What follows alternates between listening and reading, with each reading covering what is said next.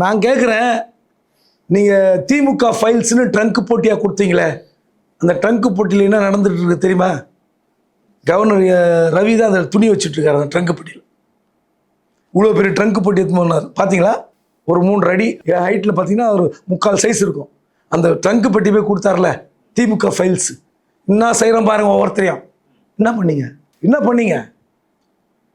அந்த பெட்டி என்னாச்சு? அது காலி பெட்டியாக கொடுத்தீங்க இல்லை திமுக ஊழல் அடங்கிய ஃபைலில் கொடுத்தீங்களா? நான் நகைச்சுவைக்காக சொன்னேன், ஆர்.என். ரவி துணி வச்சுருக்காருன்னு. என்ன கொடுத்தீங்க அந்த பெட்டியில்? ஊழல் நடந்த ஃபைல்ஸ் தான் கொடுத்தாரு. எங்கே போச்சு அந்த ஃபைல்ஸ்லாம்?